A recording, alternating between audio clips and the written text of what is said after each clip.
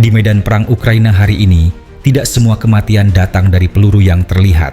Sebagian besar datang dari sesuatu yang tidak pernah terlihat. Datang dari jauh, jatuh tanpa peringatan, dan menghantam tanpa memberi kesempatan untuk melawan. Dentumannya mengguncang tanah, merobek udara, dan meruntuhkan parit yang digali berbulan-bulan dalam hitungan detik. Inilah wajah perang modern versi Rusia. Bukan perang duel tank, bukan pertarungan udara yang heroik, melainkan perang kelelahan, tekanan mental, dan kehancuran bertahap yang digerakkan oleh satu senjata lama yang tak pernah kehilangan relevansi: artileri. Di garis depan Ukraina, artileri dan sistem roket bukan sekadar alat pendukung. Mereka adalah tulang punggung. Mereka adalah pembuka jalan. Mereka adalah alasan mengapa sebuah posisi jatuh bahkan sebelum infanteri Rusia terlihat mendekat. Dalam konflik ini, siapa yang menguasai artileri, menguasai perang.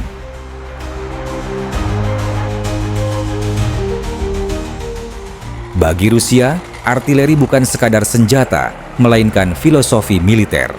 Sejak era Uni Soviet, doktrin mereka dibangun di atas satu keyakinan keras: infanteri tidak bergerak sebelum musuh dihancurkan oleh tembakan massal.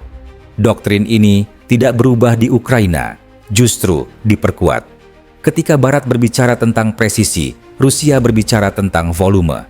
Ketika NATO mengandalkan senjata mahal dan akurat, Rusia memilih pendekatan yang brutal namun efektif, menghujani area musuh dengan ribuan peluru hingga pertahanan runtuh dengan sendirinya.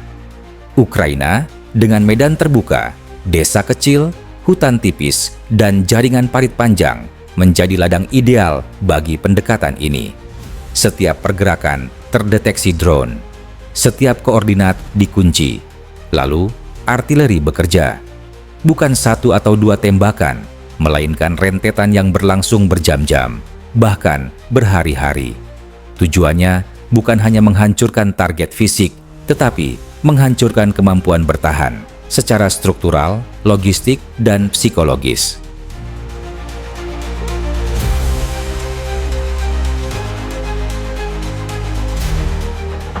Artileri laras Rusia, Howitzer dan Meriam, kaliber 152 mm dan 122 mm adalah mesin penggiling yang bekerja tanpa henti.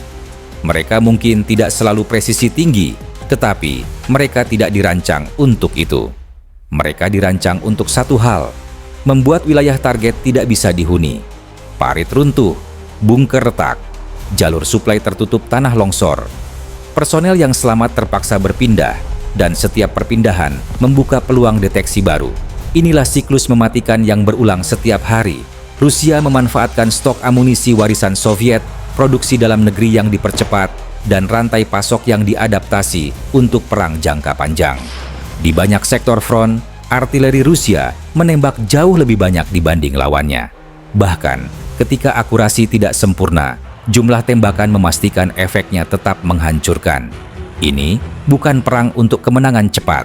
Ini perang untuk kelelahan total. Dan artileri adalah alat paling efisien untuk itu.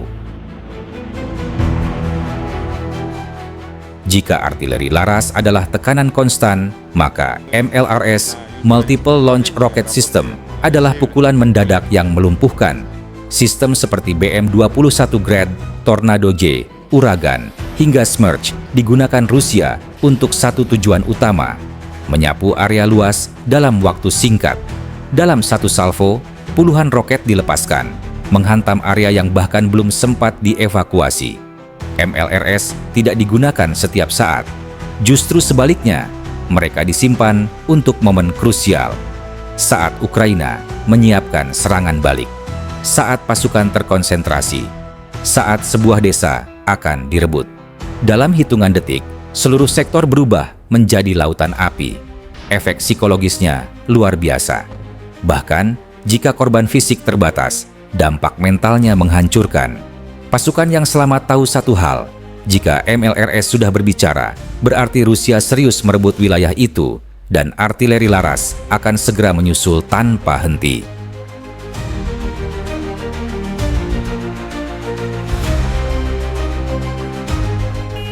Kesalahan besar adalah menganggap artileri Rusia hari ini masih bertempur seperti era Perang Dunia.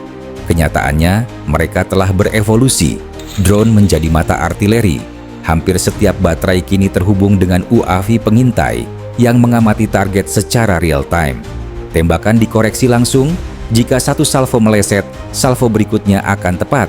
Jika target bergerak, koordinat diperbarui.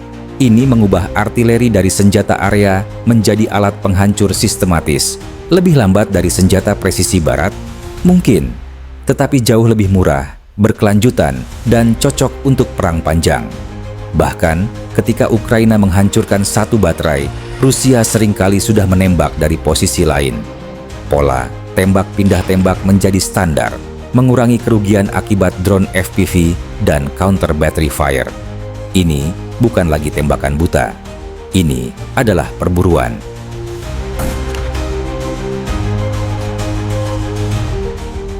Bagi tentara Ukraina di garis depan, artileri adalah musuh utama.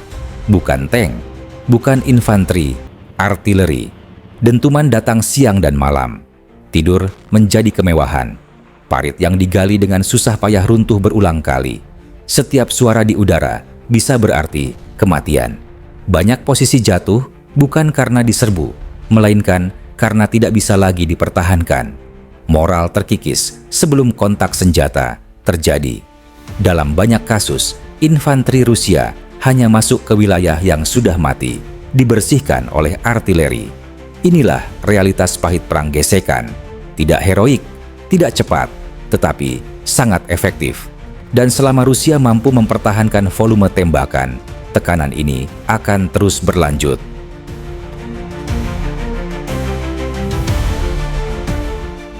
Namun dominasi artileri bukan tanpa harga.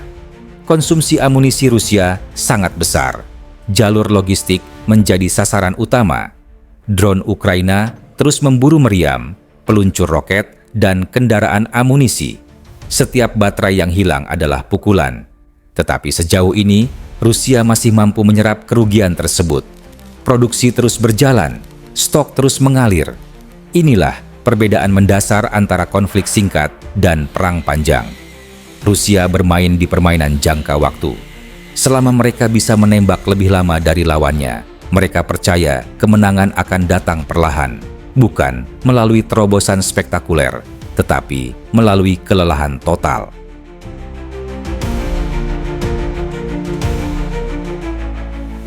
Perang di Ukraina telah mengajarkan satu pelajaran keras yang sering diabaikan dunia modern. Teknologi tinggi tidak selalu menang. Ketahanan, volume, dan adaptasi seringkali lebih menentukan. Artileri dan sistem roket Rusia mungkin terlihat kuno di atas kertas, tetapi di medan perang nyata, merekalah penentu. Tank mengikuti artileri. Infanteri hidup atau mati oleh artileri. Bahkan drone hanya memperkuat peran artileri, bukan menggantikannya. Selama dentuman itu terus terdengar di garis depan, selama langit dipenuhi drone pengintai, dan selama tanah masih bisa diguncang ribuan peluru setiap hari, satu hal tetap benar. Di Ukraina, artileri bukan pendukung perang. Artileri adalah perang itu sendiri.